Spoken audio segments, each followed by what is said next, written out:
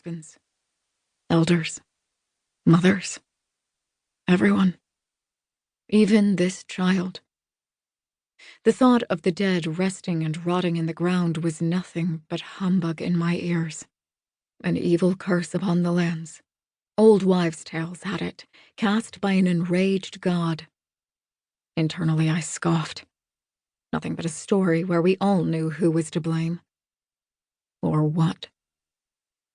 The constant patter of rain against the window tensed my muscles. Sarah, please.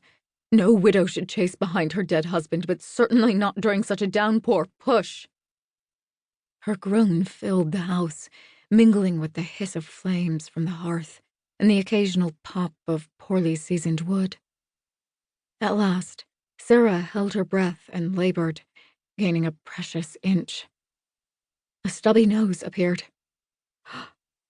Pink. Pink was promising. Again. When the child's head slipped into my hand, I angled it so one shoulder might pass first. Only a few more. The head's already out.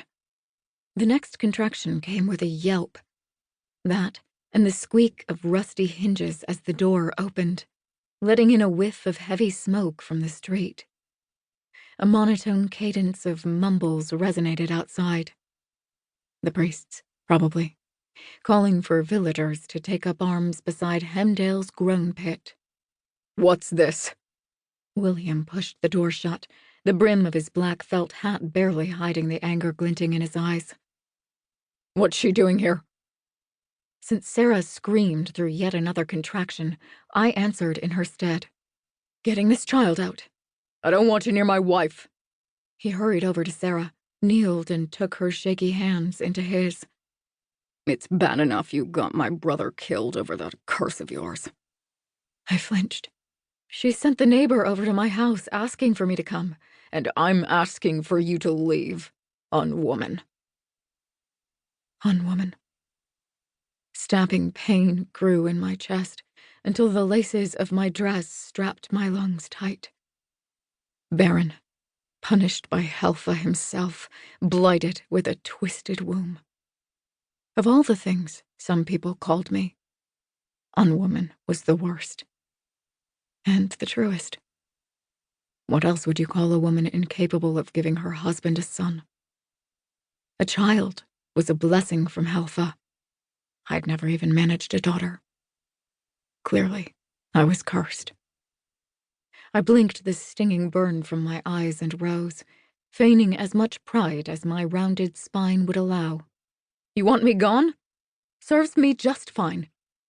My mule already stood harnessed in the stables in case I needed the old stubborn thing to pull the cart onto John's grave. But what good was this precaution if I wouldn't get there before the rain made certain the wheels got stuck? None.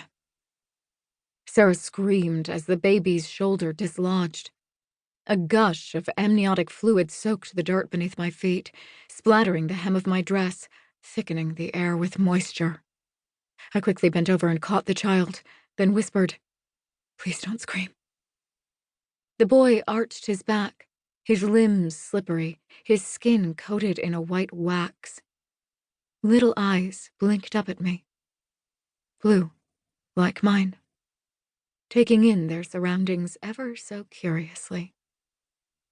Warmth swelled in my core with how his mouth rooted toward my chest as if he were mine. I extinguished it with a deep inhale. Because he was not mine, and no child ever would be. "It's a boy." Grave silence settled into the room. Sarah dug her face into the mattress, shaking her head until the straw crunched beneath the motion. Her haunches sunk to the ground, letting the umbilical cord drag over the dirt. William frowned at the child, relief and terror letting the corners of his mouth hike and fall. "Is he alive?" My mouth turned dry. Was he? The longer William stared at me, and Sarah remained utterly still, both waiting for an answer, the more the air cooled around me. As a midwife, I'd watched my fair share of mothers cradle.